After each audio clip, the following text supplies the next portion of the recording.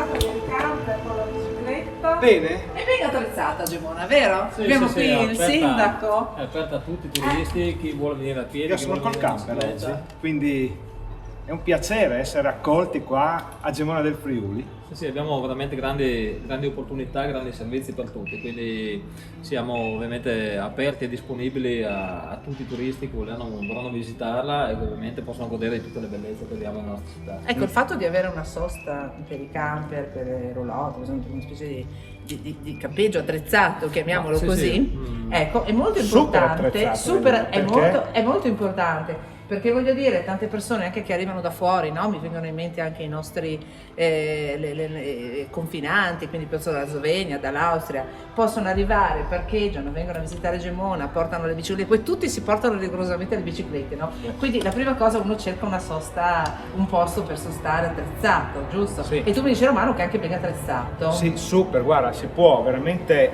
anche con la bici elettrica, che poi magari prenderò la bici perché voglio stare più giorni qua a Gemona, prenderò la bici elettrica, mi farò accompagnare, magari andrò a vedere anche l'ufficio turistico che mi può accompagnare perché voglio scoprire Gemona da tutti i punti di vista, anche correndo, non solo in bici, perché è attrezzatissima anche per le macchine elettriche, ci sono delle strutture che ti permettono di ricaricare, è veramente innovativa da tutti i punti di Tra vista. l'altro anche come accoglienza enogastronomica, noi ci siamo soffermati a lungo l'altro giorno all'osteria, da pane e salame, dove veramente abbiamo potuto fare dei piatti fantastici, no? Perché uno avrà anche fame a un certo punto, però anche oggi ci aspettano, no? Dove ci aspettano Romano? Oggi mi sono un po' informato perché ho visto su Visit Gemona veramente delle cose curiose e voglio andare a vedere proprio dove c'è la chiesa del Madonna delle Grazie, ma soprattutto lì c'è anche l'università, pensa, la sede distaccata di Udine dell'Università di Scienze Motorie, quindi perché qua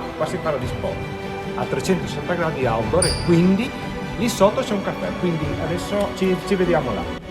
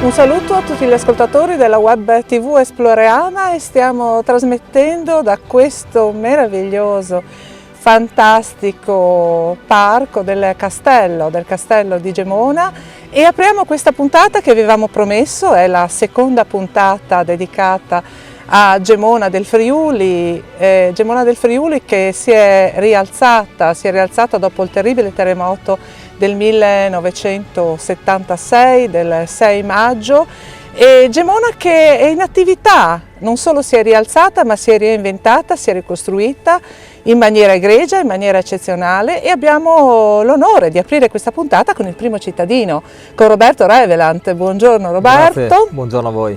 Il sindaco di Gemona, e allora approfittiamo proprio per chiederti Gemona ieri, Gemona oggi e soprattutto Gemona il futuro, perché Gemona pullula di attività, c'è anche questa bellissima iniziativa legata a Dante che mi pare che sta avendo anche un successo importante. Ecco, tirare un po' le fila di queste attività.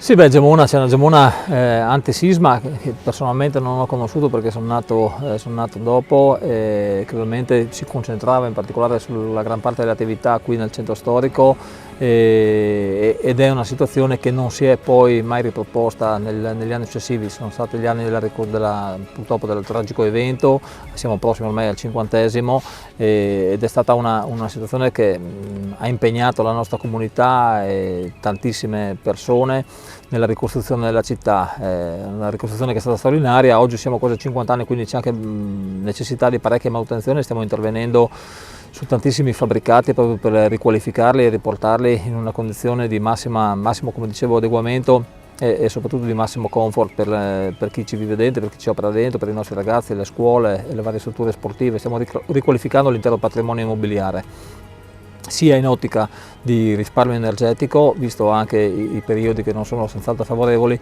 sia soprattutto per garantire un'offerta qualitativamente sempre migliore.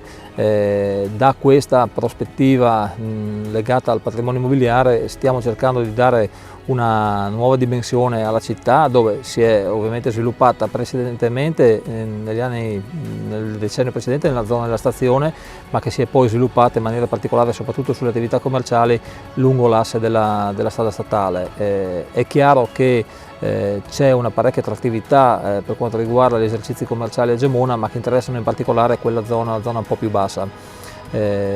Ovviamente il centro storico necessita di un'ulteriore visione ed una diversa visione rispetto anche a quella che si è avuta in precedenza, e stiamo cercando di sviluppare delle iniziative interessanti come quella di Dante che poc'anzi hai citato, ma ce ne sono diverse, sia di rilievo ovviamente culturale, ma anche di interesse sportivo e di valorizzazione di quelle che sono le realtà che abbiamo già presenti in centro, che non sono poche e soprattutto non sono molto spesso giustamente o opportunamente conosciute. Quindi stiamo cercando di mettere a sistema tutte quelle che sono le straordinarie opportunità che già oggi abbiamo tante cose uniche e quindi crediamo che sia giusto valorizzarle e farle conoscere nel territorio. Ecco, tra l'altro ci sono delle chicche, no? Di cui poi dopo noi parleremo, perché ci siamo stati di persona, le abbiamo viste, e parlo naturalmente del Duomo che si commenta da sé, perché voglio dire rimane comunque il simbolo, l'emblema di questa città e che anche, voglio dire, è attrattivo proprio per la sua storia. Però c'è il discorso della biblioteca civica, poi ci sono i vari testi che risalgono a Dante, quindi Gemona non si è fermata all'anno scorso, che era proprio l'anno dedicato a Dante, perché c'era, come dire, si ricordava Dante per il suo centenario, no? Ma c'è il discorso proprio legato a Gemona, che ha delle cose interessanti su Dante. Per esempio c'è la campana che voi avete scoperto, no? Che avete anche esposto, noi nella trasmissione scorsa l'abbiamo fatta vedere, che riporta proprio dei versi di Dante. Sì, quindi Gemona Dante se lo porta avanti nel tempo. È una delle cose importanti che abbiamo, ovviamente una traccia. La prima traccia della presenza di Dante a Gemona risale proprio a quell'epoca, su quei versetti scritti su questa campana, che è ubicata all'interno del Duomo, del magnifico Duomo, diciamo, di Gemona, ma che è un patrimonio, credo, per tutta la regione e credo anche per tutta la nazione. A questo si affiancano anche una serie di ulteriori, prima li citavi, l'archivio storico che è custodito all'interno della biblioteca, al Museo della Pieve, dove abbiamo il registro battesimale più antico al mondo, il magnifico anche ossario, il santuario di Sant'Antonio, che è il primo santuario al mondo dedicato al santo. Abbiamo veramente delle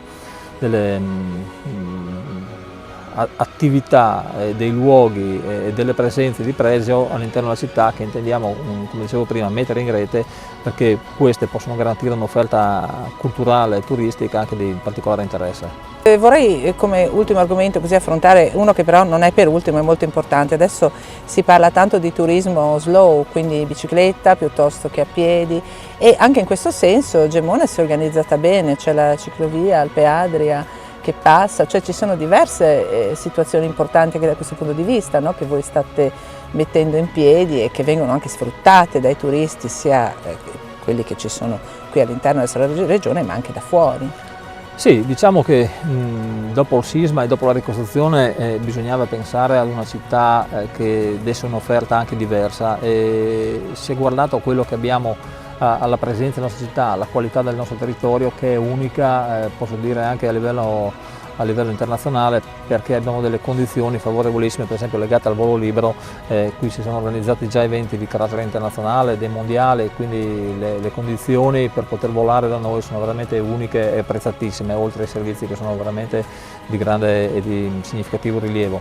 Per quanto riguarda lo sport, la bellezza dei nostri territori, la qualità dei percorsi in montagna e quello che insomma già la natura ci ha donato sono degli unicum che dovremmo valorizzare ancora di più. Tra l'altro la collocazione della nostra regione è sì decentrata e defilata nell'Italia, diciamo, ma è centrale nell'Europa e siamo vicinissimi all'Austria, vicinissimi alla Slovenia, ben collegati con la Germania, quindi sono delle opportunità che intendiamo cogliere e ci riporta un po' anche indietro nel passato, perché già nel Medioevo Gemona aveva una sua collocazione e una sua importanza di rilievo. Oggi, in particolare per quanto riguarda la rete delle ciclovie individuate anche dal Premoci, che è il piano delle ciclovie regionali, ci indica che la nostra città è crocevia di ben 4 ciclovie, e che queste sono l'FVG1 da Salisburgo a Grado e passa proprio nella nostra città, c'è l'FVG3, l'FVG6 e l'FVG7, quindi su 9 ciclovie ben 4 toccano attraverso la nostra città. Nel prossimo futuro, e ci stiamo già lavorando parecchio, partiranno notevoli lavori sia in questo che nel prossimo anno di rivisitazione di tutta quella che è la viabilità comunale. Crediamo che Gemona si possa posizionare anche come un vero hub della bicicletta, oltre a tantissimi altri sport, e credo che questa sia una delle strade da percorrere per il prossimo futuro per garantire anche nuove opportunità di lavoro e di riqualificazione anche del patrimonio immobiliare comunale. Quindi noi possiamo concludere con te presente, che rappresenti comunque il tuo comune, che Gemona è anche un'importante meta turistica, un'importante meta storica che offre anche delle grandi opportunità da tutti i punti di vista. Sì, se oggi, soprattutto per quanto riguarda il cicloturismo, Gemona è un luogo di passaggio, stiamo lavorando sodo anche assieme alla Regione perché questo diventi veramente un hub ed un'offerta. Crediamo che rispetto al turismo ci siano delle opportunità ancora da cogliere, e credo che le sfide che ci coinvolgeranno nel futuro siano ancora molte. Il nostro piano è ambizioso, ma crediamo che tra 5 anni vedremo un'altra Gemona con flussi notevolmente maggiori rispetto a quelli attuali.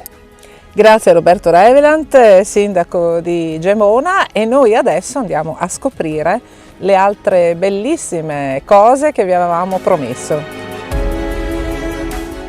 Allora, siamo tornati a Gemona del Friuli, no? Flavia Virilli, assessore alla cultura di questa splendida città che tutti la chiamano Perla, ma abbiamo già visto nella scorsa puntata, no, che abbiamo anticipato questa seconda puntata molto importante, perché andremo a scoprire veramente i dettagli di alcune cose che abbiamo già visto e che sono sotto gli occhi di tutti, come ad esempio i 700 passi, che è un progetto veramente interessante di Dante, no? Che fa questo percorso che come Dante ha fatto nell'inferno, anche Gemona ha saputo sempre rialzarsi ed andare avanti. E quindi, Flavia, cosa ci racconti oggi? Perché siamo qua? Dove siamo? E perché siamo qua per scoprire qualcosa di unico oggi, che è il 25 marzo 2022, che è la giornata nazionale del Dante Dì.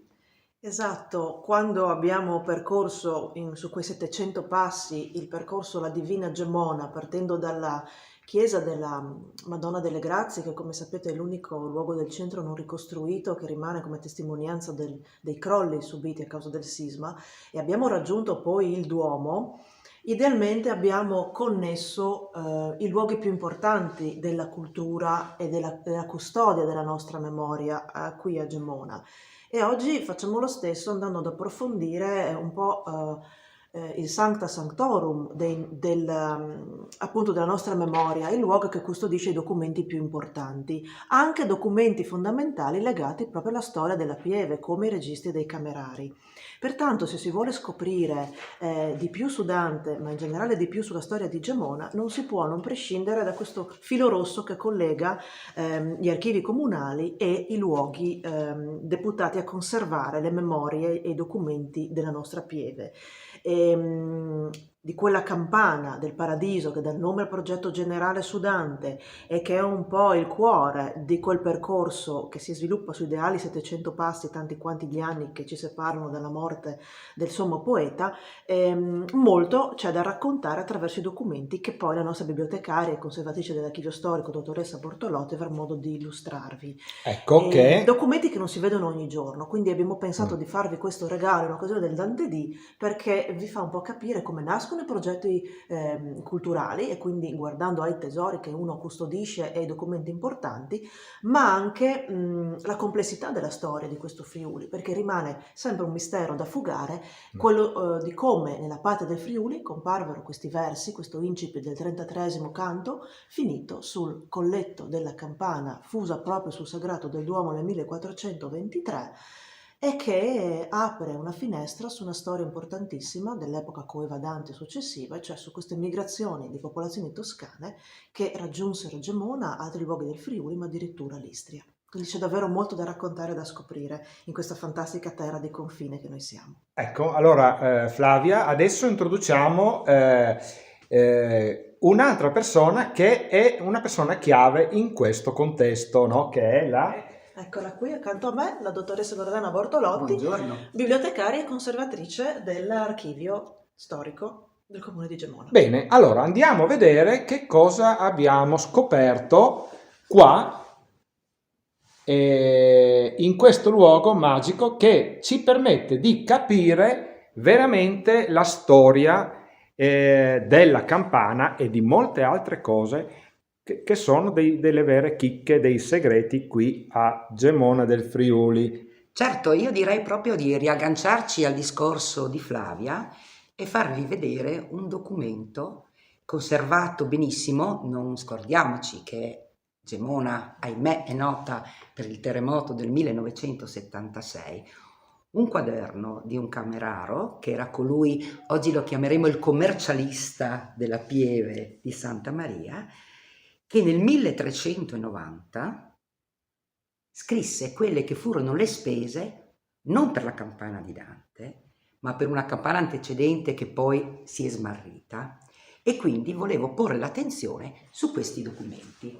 Bene. 1390, copertina perfetta, nonostante appunto il terremoto, nel quale il cameraro della Pieve di Santa Maria registrò quelle che furono le spese per una campana, ma soprattutto, questo è l'importante, descrive esattamente, e questo lo dobbiamo a Giuseppe Marchetti, che nel 1932, avendo capacità paleografe, cioè capacità di lettura di questo tipo di scritture, ci fece il sunto di questo documento, e attraverso questo, perché la campana di Dante è da poco successiva poi, no? Noi sappiamo esattamente come veniva fatta una campana, quali tipi di materiali venivano usati. Vi cito ad esempio il fatto che la fossa costruita ai piedi del campanile del Duomo di Gemona fu fatta con nomi e cognomi che sono tutti trascritti, perché sono trascritte le spese che occorsero e quali furono i materiali usati. Per esempio, parlare di... Ecco, andiamo a capire meglio anche i materiali utilizzati, no? in questo contesto, no? E quindi, dottoressa, qua è bello scoprire veramente il passato, no? Che riemerge grazie agli studi, le ricerche che vengono fatte, no? Certo. E quindi da quanti anni è lei qua in questo contesto? Allora, diciamo dal 2009, ma anche prima in altra forma sono un funzionario del comune di Gemona dal 2009, quindi già 12 anni, no? felici, diciamo così. Allora, volevo appunto coinvolgere nuovamente l'assessore, perché lei è fortunata, assessore, a essere qua in questo contesto, oltre alla bravura che lei portare avanti questo progetto, però veramente Gemona veramente è anche una fortuna aver conservato, è anche un destino, perché comunque nonostante il terremoto abbiamo conservato tutti questi documenti, no?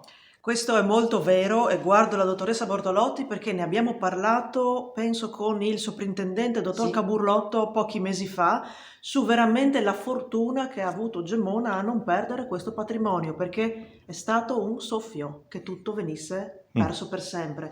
La stessa cosa per fortuna è accaduta anche alla nostra Pieve Arcipretale, quindi so che avrete modo di parlare anche con appunto Sì. il sindaco Gabriele Sì. Marini e che vi porterà a vedere quali meraviglie sono custodite nel Museo della Pieve. Ma un'altra fortuna, io devo dirlo, è anche lo staff del personale del comune, dall'ufficio cultura alla biblioteca all'ufficio turistico, persone che ci mettono il cuore e ci permettono di raccontare quante virtù e quante bellezze Gemona è riuscita a collezionare nei secoli. Ecco, ricordiamo che www.visitgemona.com è il sito di riferimento. Poi vabbè, su tutti i social ormai si può accedere a queste chicche che veramente sono conservate qua in Friuli Venezia Giulia, a Gemona del Friuli. Ricordare e tramandare, non possiamo inventare nulla, hanno fatto tutto. Gli dobbiamo tutto, lo diciamo spesso Sì. con Loredana. Se non ci fosse stato Valentino Baldisseri, io sono felice di aver frequentato la scuola elementare a lui intitolata, che non esiste più, e mi sono sempre chiesta chi fosse questo, fin da piccolina, questo personaggio. L'ho scoperto pian piano e mettendo mano con Loredana nei suoi appunti, dove lui ha riordinato questi fascicoli inestimabili che noi abbiamo di carte antiche, ci si rende conto che veramente l'amore per la propria terra e quel mettere il cuore oltre l'ostacolo, quel di più, di fare che significa fare le cose bene quando le si fa la differenza. E quindi ti invita, nel mio piccolissimo, nel nostro piccolissimo, a cercare di rendere onore a questo sforzo e quindi non lasciare nulla di intentato quando si parla di raccontare e diffondere questa cultura inestimabile che abbiamo e che ci rendiamo conto quando vengono anche i ragazzi magari o si fanno delle iniziative, non è proprio così nota anche ai cittadini, perché tante volte quello che si ha sotto gli occhi è normale lasciarlo così correre, no? Dare per scontato. E quindi molti non sapevano, per esempio, che la testimonianza scritta più antica della Divina Commedia in Friuli, nell'antica patria, insomma, del Friuli, era proprio qui, in quella campana sulla sinistra entrando in Duomo, che quasi non si vede per chi la vede ogni giorno. È un piccolo esempio di come invece vale la pena. Io pongo sempre l'attenzione a queste due parole, cioè la differenza fra vedere e osservare, no? Quindi spesso si vede, però bisogna osservare, no? Quindi camminare lentamente e scopriremo, no, Assessore, altre cose importanti qua a Gemona del Friuli, anche sui cammini, no? E quindi seguiteci perché vedremo veramente molte cose interessanti, no? Allora, Elena, qua come vedi stiamo camminando per Gemona del Friuli, che è uno splendido centro storico, no? E mi sta seguendo, anzi io sto seguendo lei perché chiaramente questo progetto lo conosce molto bene e andiamo a scoprire assieme a lei, che è una persona che ha coordinato questo progetto, che è quello della Divina Commedia, che è sviluppato soprattutto in tre aree determinanti della Divina Commedia, no? E quindi dove stiamo andando adesso? Allora, adesso andiamo all'inizio del percorso che è ovviamente l'Inferno, il primo canto. Vi devo raccontare che questo progetto è nato un po' sull'onda dell'aggravamento del Covid che non ci aspettavamo nell'autunno. Ecco, ci spostiamo perché così prendiamo proprio il percorso esatto che, come vedete, ci sono proprio ci sono dei bollini sì, che... sul pavimento in maniera che uno non si perda, sì. Anche se è abbastanza semplice perché l'asse insomma è orizzontale di questo percorso. Dicevo, nel momento in cui ci siamo resi conto che il cuore di questo progetto, che era di fatto un convegno di studi che voleva andare a raccontare la presenza dei toscani a Gemona, quelli che hanno, come dicevamo, fatto poi fondere questa campana del paradiso che riporta questo incipit del 33esimo canto. Non potendo procedere con questo convegno che abbiamo rimandato a primavera, abbiamo pensato comunque di celebrare Dante nei 700 anni della sua morte, e quindi la mia idea era quella di arredare la città, portare la cultura fuori dalle stanze, dagli archivi, dai musei e suscitare interesse anche nel passeggiatore occasionale che non voleva in quel momento incontrare Dante e capire perché è lì in quel momento, e quindi stimolare la sua fantasia. E quindi è stato veramente un successo, perché oltre al clima di Natale che è veramente Gemona ha in queste feste natalizie, è stata veramente addobbata molto bene, no?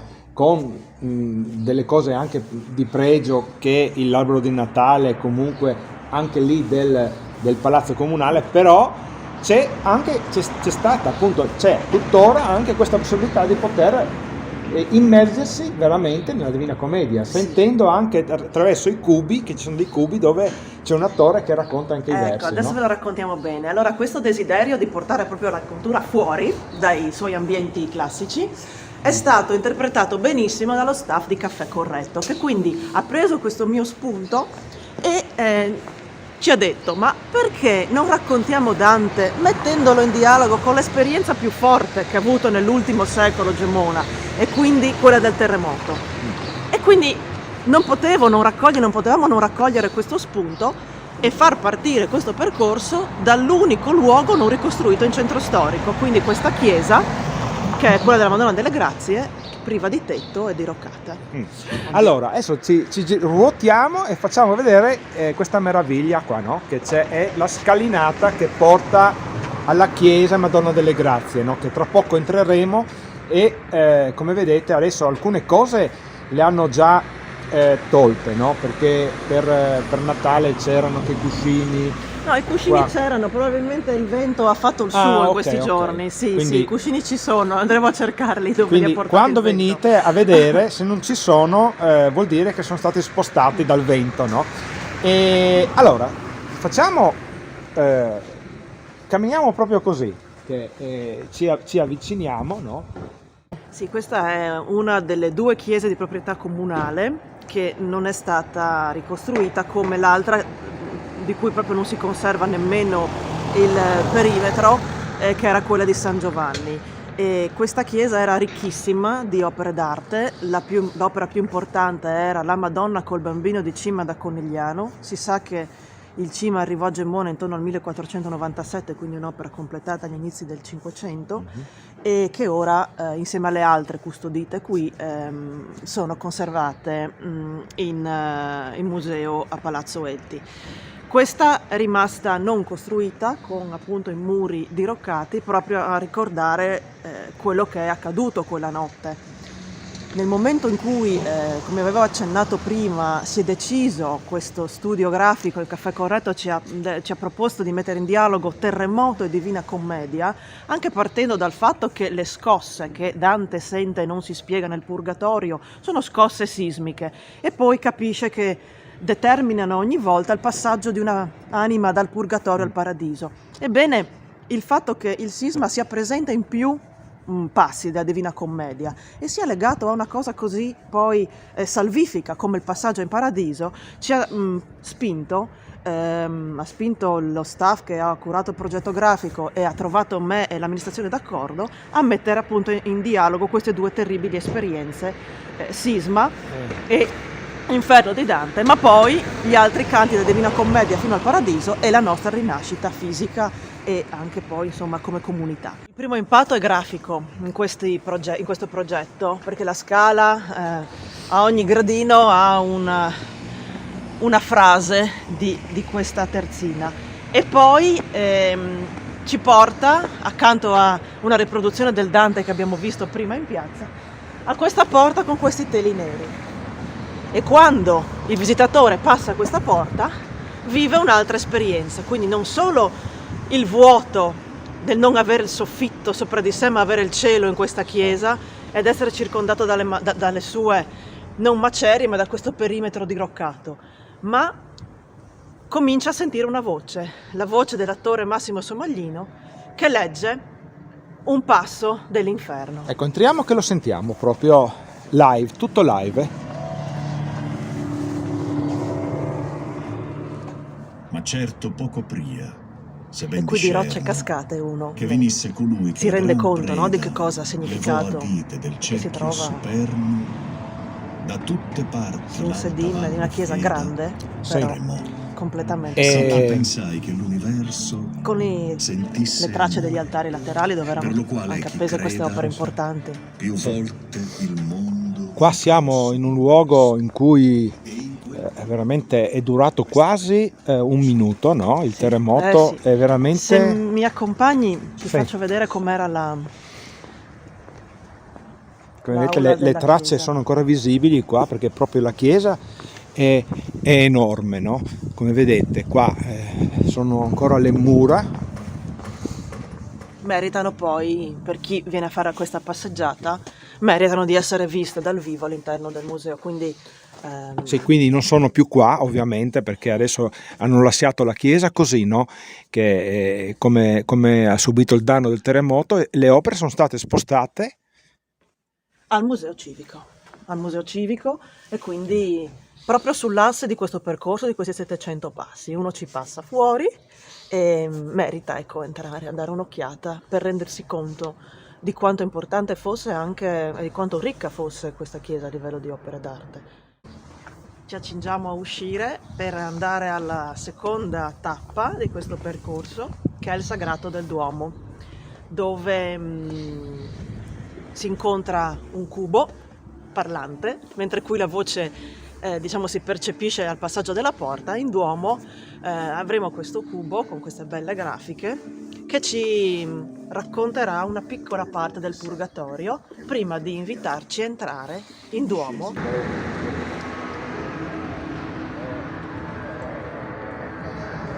Quando io sentì come cosa che cada, tremar lo monte, onde mi presi un gelo, qual prende il suolo colui che a morte vada. Certo non si scoteo sì forte velo, pria che la tona in lei facesse il nido, a parturirli due occhi del cielo. Poi cominciò da tutte parti. Eccoci qua, allora Elena, come vedi adesso stiamo per entrare nel Duomo di Gemona del Friuli con... Il già sindaco Gabriele Marini, che adesso vi faccio da guida. Sono sempre stato una persona che ha seguito molto la cultura gemona, come anche sono contento che la Flavia Virilli sia molto così appassionata delle tante belle cose di Gemona. Uno fra le tante, questo qui è un po', oltre che essere un monumento religioso, che lo sottolineo, è un grandissimo monumento d'arte, un monumento d'arte che non è che sia, si possa dire che è nella notte dei tempi, ma certamente dal 1000 in poi qui è sempre stato un luogo sacro. Quello che vediamo qui è il Duomo, che è stato costruito nel 1337 e poi negli anni successivi. Naturalmente con il terremoto ha avuto notevolissimi danni, non è stato completamente alterato perché la facciata ad esempio è rimasta in piedi praticamente intatta, e questo ha salvaguardato le sculture che invece sono del 1300, quindi tutte quelle sculture che vediamo nella facciata sono originali del 1300.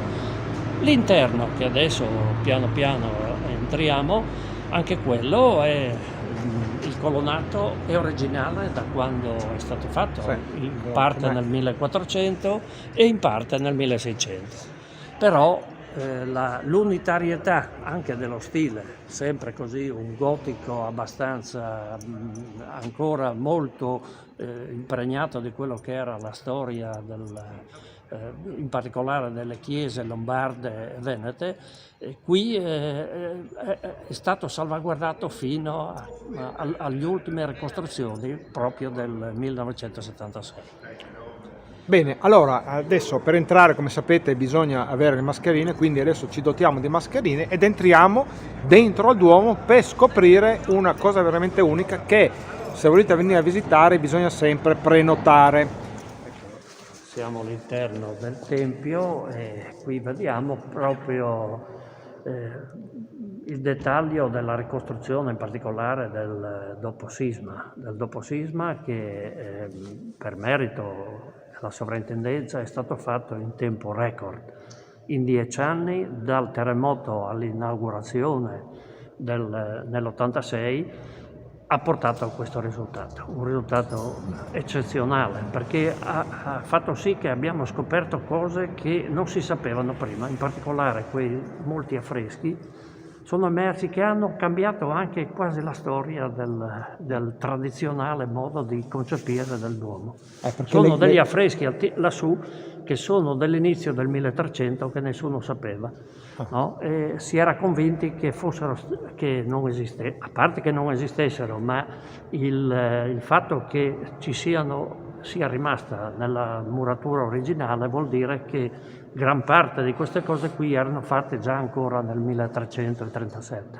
Quindi le conoscenze cambiano, come si dice la storia. Le conoscenze cambiano e poi qui ci danno nuovi elementi per capire com'era il passato. Adesso no? che siamo qui, la grande curiosità è di vedere le colonne storte. Ruotiamo, che così vi facciamo vedere anche la campana che già Flavia ci ha ampiamente parlato, e qua dentro siamo nel Duomo. E che vedete in particolare la terza colonna è fuori piombo di 70 centimetri, perché essendo col terremoto crollata la navata alla vostra sinistra, in questo caso in realtà è la destra, il Duomo si è spostato leggermente, diciamo così, verso valle, e queste colonne è stato un problema nella riparazione, perché si è dovuto praticamente inserire con delle trivelle dei micropali all'interno in modo da sostenerle esattamente alla posizione che si sono trovate. Quindi non c'è stata la demolizione, il rifacimento, ma bensì la riparazione in situ. Sì. Ecco, quindi qua vedete anche dietro c'è il Cristo che è un po' il simbolo del terremoto, e la cappellina ricorda è rimasto del terremoto. Come intatto con le mani mozze, no? Ed è stato a trovarlo anche Papa Giovanni che ha colto l'occasione, appunto è stata colta da parte della parrocchia ed è una sua benedizione proprio durante la visita del 92.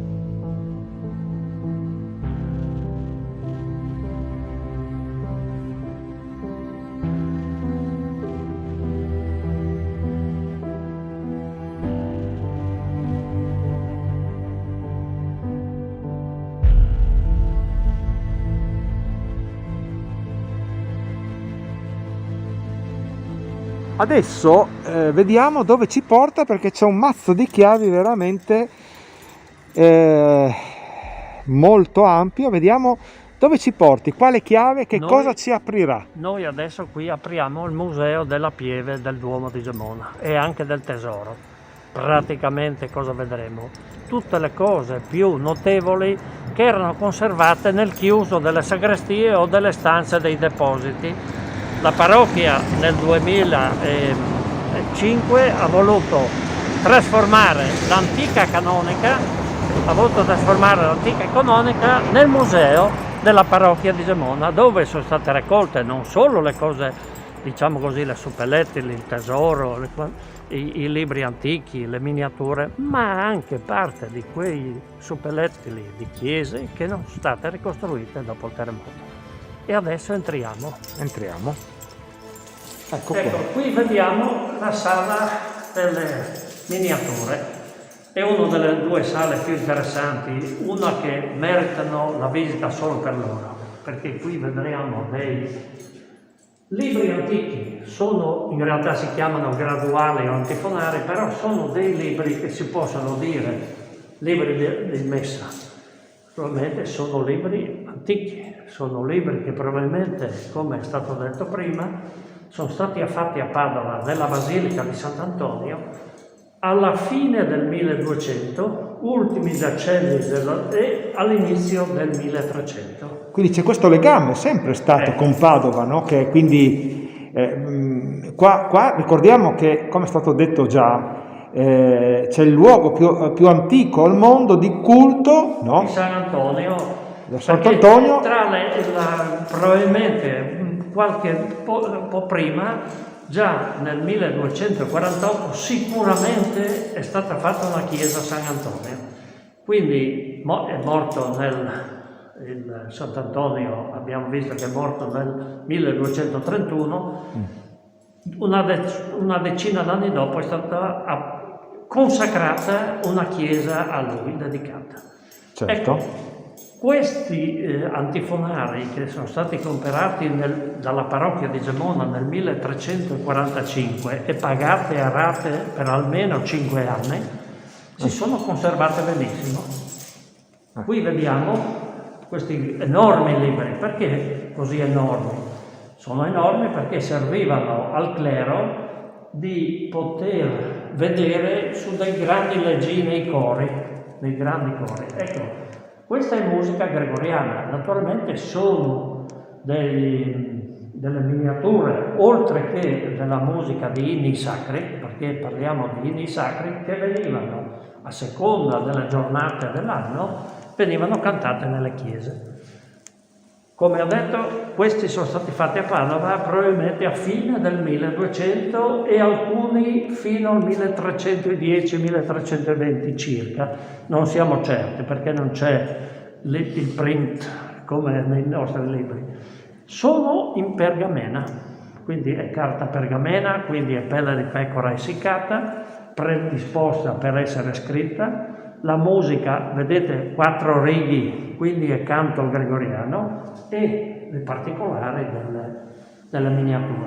Quindi sono miniature che l'ignoto miniatore di Padova, chissà, si è ispirato sicuramente a quelle bellissimi affreschi che sono a Padova, compreso anche Giotto, compreso Giotto che ha lavorato nella cappella degli Scrovegni nel 1305.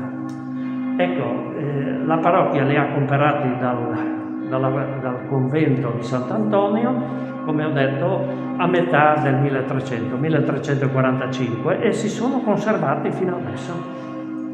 Per fortuna che col terremoto nella sagrestia del Duomo si sono salvati, non hanno preso acqua soprattutto, e con restauro successivo possiamo vedere questi 7 graduali antifonari, un capolavoro veramente unico, al di là di qualche altra chiesa che è molto importante per il Friuli.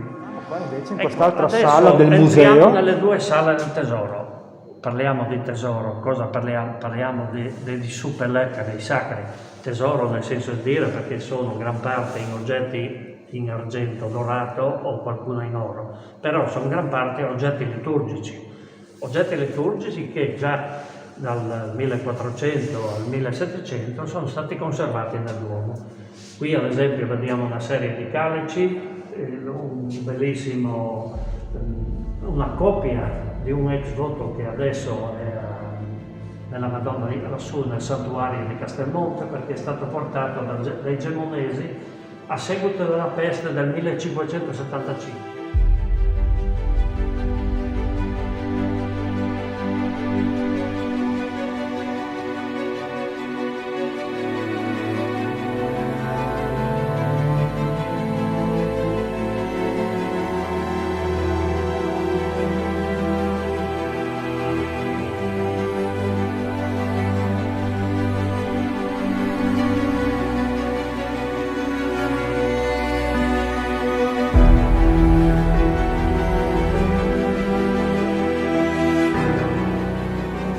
Quanti piani scendiamo adesso? Adesso andiamo a -7. Andiamo a -7, praticamente siamo quasi al livello della strada che abbiamo visto prima percorrendo, sulla antica via Bini, che entra nella Porta Urbina. 2 livelli, no? Siamo a 6 livello, circa -7 rispetto al piano del Duomo attuale. Ecco, e già qua abbiamo qualcosa veramente di di particolare che trovate solo a Gemona del Friuli, no? Questa grande espositore che una parte delle ossa che sono state qui ritrovate, ho detto che sono state trovate quasi un centinaio, un 100 cubi tra terra e ossa, che per parte sono portate in cimitero, alcune a modo anche di visione di quello che era l'antico e anche delicato servizio dell'ossario, quindi con molto rispetto, con grande riconoscenza, perché dobbiamo pensare che questi probabilmente sono i nostri trisavoli che sono stati sepolti qui cristianamente dal 1300 in poi almeno, sepolti non qua, qui sono state portate le ossa delle sepolture che vi dicevo che erano fuori dal luogo.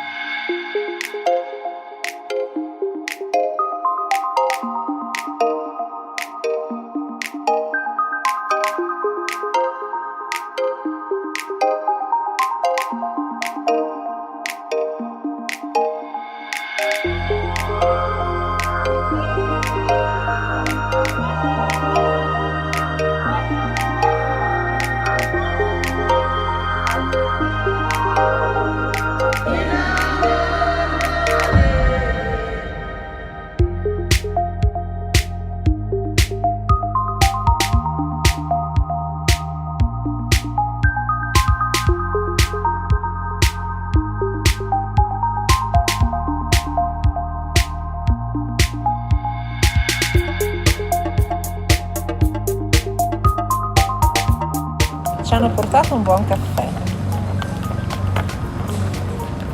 e ci troviamo al caffè Posta, sì. Gemona del Friuli Alta. la zona alta di Gemona. Sì. Un caffè buono, merita. Allora, secondo me meriterebbe approfondire la storia di questo locale, che comunque ha una sua storia. Ci troviamo nella parte alta di Gemona, no? Sì. Ci siamo fermati a prendere un buon caffè che ci voleva così, no? Per rompere un po' la mattinata. È una città dove si vive molto outdoor, no? Ci sono tanti sportivi, infatti dopo andrò lì, che c'è l'università distaccata di scienze motorie, questa facoltà Pensa tu, interessante. qui a Gemona abbiamo anche questo. Tra l'altro noi ci troviamo nel caffè Posta, che si trova proprio qui in questa piazza, e la gentilissima titolare, la signora Yvonne, Sì, ci ha servito il caffè e dopo magari facciamo una chiacchierata con lei, no? Sì, io Perché l'ho conosciuta Elena, veramente una persona speciale, e pensa che hanno aperto anche un altro locale che magari ne parliamo nella prossima puntata, perché io dopo questa puntata qua, che adesso andrò in bici perché voglio veramente vedere anche dei percorsi in alto, no? Che mi hanno suggerito una guida eccellente che insegna anche ai giovani, ai bambini, e lui va spesso in bici e andremo con una bici elettrica. Potreste venire anche tu però a fare un giro. Diciamo che io mi trovo molto bene con la bicicletta, non sono una sportiva, però camminare e andare in bici mi piace, e penso che a tante persone come me, che magari non sono delle sportivone ma amano l'aria aperta, amano respirare proprio, no? Questi posti meravigliosi, guardare. Prima eravamo nel parco del castello, bellissimo anche questo, con un panorama incredibile. Uno si siede lì e dice: io adesso sono in pace col mondo, no? Hai visto? Queste sono tutte emozioni che io ho già vissuto nell'altra puntata che ero qua. Infatti ve l'avevamo promesso, io vi avevo promesso che avrei seguito Romano, che poi è dura seguire Romano, perché Romano è un vulcano, quindi ho seguito Romano e quindi d'ora in avanti, no? Amo la filosofia del multisport, quindi camminare in primis. Qua ci sono i 700 passi qua che si vede, qua vedi la scalinata alla chiesetta della Madonna delle Grazie, che pensa, dopo il terremoto tutte le chiese sono crollate, questa l'hanno mantenuta così proprio come segno, veramente come simbolo, e i 700 passi toccano questa chiesa, il castello e anche il Duomo, ma farò anche un giro in bici in alto, ma io suggerisco magari di chiedere quella storia qua di Yvonne che ci può raccontare delle cose belle, la titolare. Ecco, è bello scoprire, no? I nostri imprenditori, i bar, l'enogastronomia, l'accoglienza di questi posti, che diventa importantissima, perché per chi va in bici, per chi fa sport, ma anche per chi semplicemente viene a farsi un giro, trovare un posto accogliente dove può trovare anche un sorriso e delle cose anche buone da mangiare, voglio dire, bisogna approfittare, no? Andiamo a conoscere Yvonne, facciamola venire. Nel frattempo tu, Romano, ti fai il tuo giro. Vado.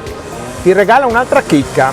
Dentro il locale, che merita entrare, che sono andato a ordinare il caffè prima. Dopo andiamo dentro. È tutto tappezzato di foto di giocatori dell'Udinese, perché mi diceva Yvonne che il suo compagno è un ex giocatore dell'Udinese.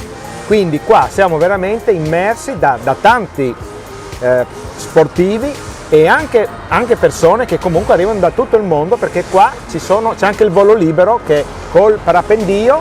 Ecco, quello che raccontava prima il sindaco Roberto Revelant, che qui a livello di parapendio siamo ad alti livelli.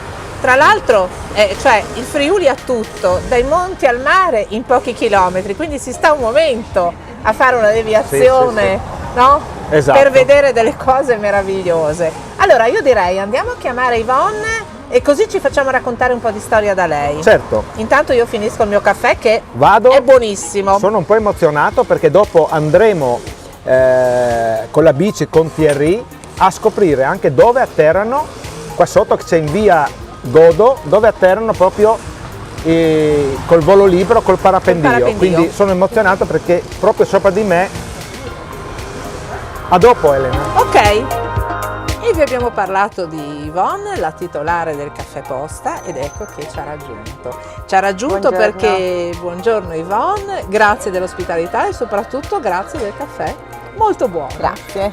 Allora, noi volevamo scoprire un attimino di più la storia di questo locale e poi noi sappiamo che tu ne hai anche un altro che raggiungeremo tra l'altro nella prossima puntata, la puntata dedicata a Menzone. Ecco, un attimino un po' uno storico di questo locale e delle cose caratteristiche anche che ha, che poi magari velocemente facciamo una puntatina dentro. Bene.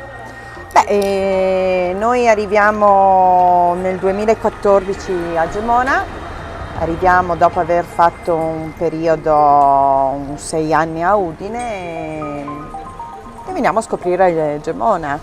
C'è questo locale che è un locale storico per quanto riguarda il paese, perché è ultra centenario, sempre stato gestito dalla famiglia Morgante, con i quali ci siamo subito trovati affiatati e niente, siamo partiti, è una gestione familiare. Siamo la mamma, il papà, io, il mio compagno e da qualche settimana ci ha raggiunto anche mio fratello. Niente, il locale, come ho detto, è un locale storico per cui è sempre stato un punto di riferimento per i gemonesi. Noi abbiamo una posizione molto strategica per quanto riguarda le attività commerciali, ma soprattutto anche l'università. Qua di fronte abbiamo l'università e lavoriamo molto con i ragazzi, con loro. Quindi le colazioni piuttosto colazioni, l'aperitivo, i pranzi veloci per quanto riguarda la snaccheria, per cui panini, tramezzini e poi con loro c'è un appuntamento quasi fisso che rievoca un po' quello che è lo storico delle città universitarie, sono le feste universitarie. Il mercoledì, una volta al mese, una volta ogni 2 mesi, noi gli diamo ospitalità per la loro festa universitaria. La nostra tipologia di clientela spazia, per quanto si è capito, si spazia dalle persone anziane che è una vita che frequentano il locale ai giovani sia locali che non. E c'è un'altra cosa molto carina che sono le foto. Questo locale è tappezzato di foto. Ecco, la cosa che a noi piace della nostra trasmissione è che qua c'è un po' di tutto, perché noi la stiamo vivendo in questo momento. non c'è niente di costruito, quindi c'è la macchina che passa, Sì, c'è il quello rumore. che saluta. E sai come la col chiamo io clacson. questa? Io la chiamo vita. Cioè è bello perché stiamo proprio vivendo quello che è il clima in tutti i sensi, cioè animato anche, no?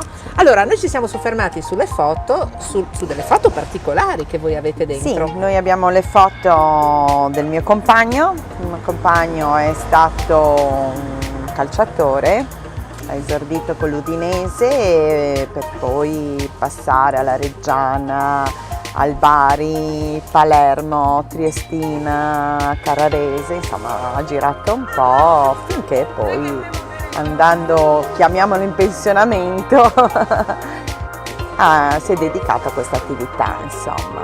Allora, io direi, andiamo a vedere che cosa c'è Certo. dentro di bello.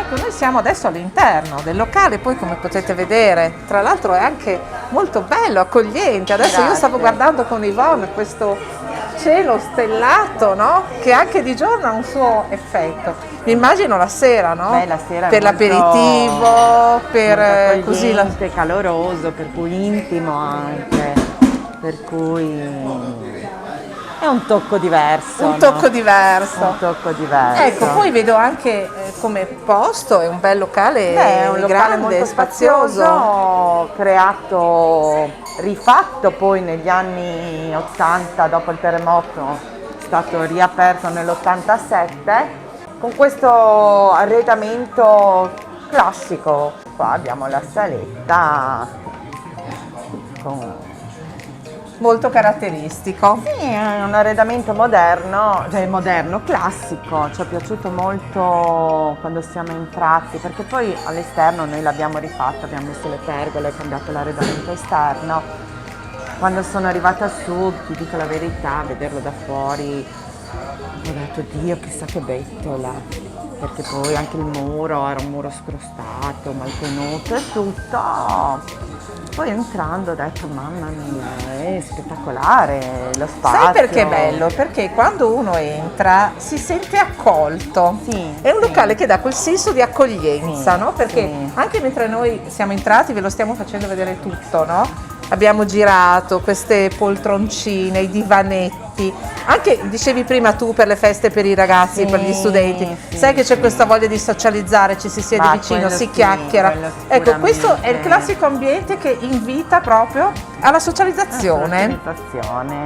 Ci sono dei momenti dove si può fare la festa, il sabato sera si anima molto con la gioventù e per cui c'è la musica che predomina, i ragazzi che girano, che scambiano i tavoli, che spaziano da un tavolo all'altro e poi ci sono i momenti di tranquillità dove uno viene, si beve il caffè, beve l'aperitivo, si fa la colazione, insomma. In tutta tranquillità, diciamo che sì. è un po' vario, no? C'è la Sì. possibilità sia per chi vuole stare un attimino tranquillo, per chi vuole socializzare, per chi vuole fare la cena romantica sotto le stelle, voglio dire, anche Sì, qua dentro. oddio, qua non c'è la possibilità di cenare, però insomma. Magari non so stuzzicare. Sì, lo stuzzichino, quello senza ombra di dubbio,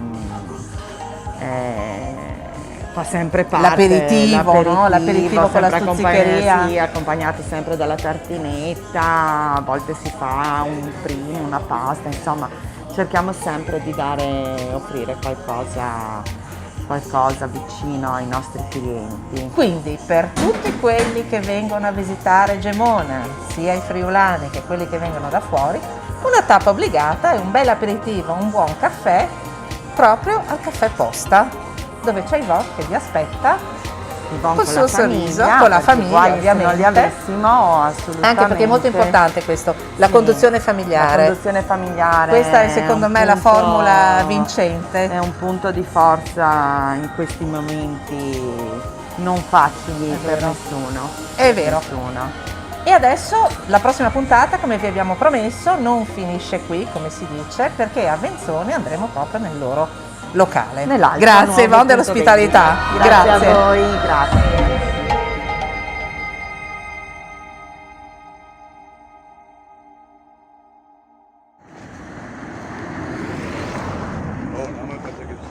Perché io un quarto d'ora di solito e poi via. Ciao. Oh, che abbiamo qua? Pascolo Thierry. Bene, allora Mara, mi hai portato qua in questa area di sosta. Camper. Sì. E... Adesso io voglio scoprire e riscoprire Gemona.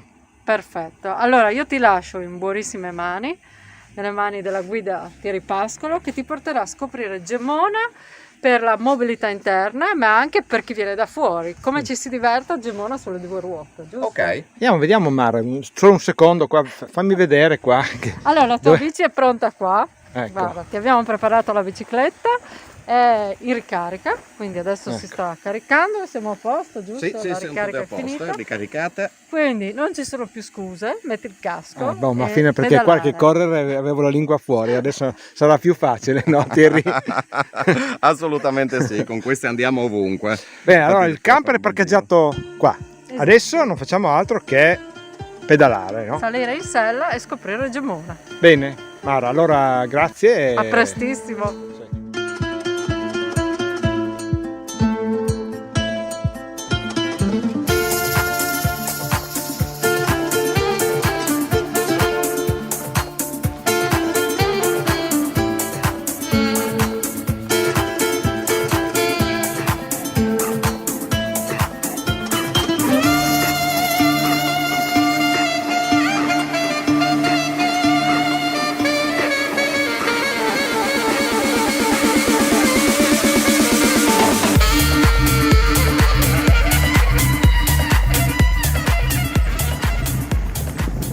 Qua abbiamo già una prima idea di quello che i turisti possono fare. Abbiamo disseminato Gemona di questi cartelli che offrono la possibilità di trovare subito il percorso per arrivare in centro. Eccoci qua. Abbiamo disseminato Gemona di questi cartelli informativi che offrono la possibilità già visivamente di capire come arrivare in centro. Con il QR code possono scaricare addirittura il GPX, anche se la distanza non è tanta, ma ci rendiamo conto che se una persona non conosce benissimo il paese può essere semplificato in modo da seguire la traccia direttamente fino al centro di Gemona o al servizio che... Scegliere anche il percorso ideale, no? Esatto. È Ok. tutto segnale, quello con meno salita perché come sapete è Gemona del Friuli, ci sono dei saliti. Infatti e comunque- si vede qua che comunque a Gemona si sale anche, no? E Esatto. quindi qua c'è un modo per scoprire Gemona, è anche tradotto anche in inglese, quindi è per turisti che arrivano comunque anche da fuori, per escursioni cicloturistiche per tutti, per la famiglia, percorsi gravel che adesso va tanto Va di moltissimo, moda ci anche, stiamo no? lavorando proprio anche con altri comprensori, quindi con il Collinare, con il Tarvesiano, stiamo lavorando proprio per creare dei percorsi gravel che permettano al turista di vedere tutta la regione.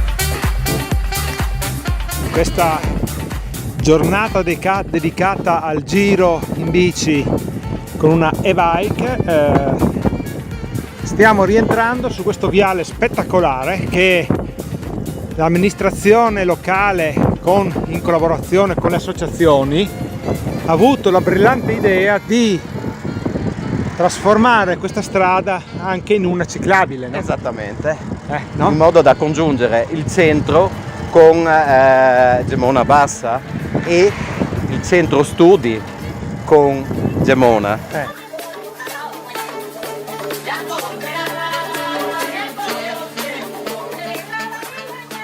Quindi siamo arrivati, non posso dire altro che grazie, no?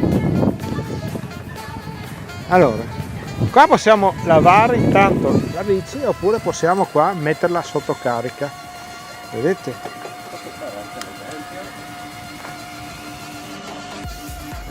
Vedete, qua potete lavare se avete scaricato con il camper qua in questa area di scarico, che serve anche per tenere pulito, ma è un doppio uso, che si può anche lavare la propria bici prima di andare a casa, vero Thierry? Prima di caricarla in macchina. Prima di caricarla in macchina, per non sporcare. E se siete turisti vedete anche il castello. Quindi Thierry, grazie di tutto. E grazie a te per la bella giornata e speriamo che sia solo l'inizio. Solo l'inizio, certo. Vuoi che non torni qua? Grazie a tutti e alla prossima.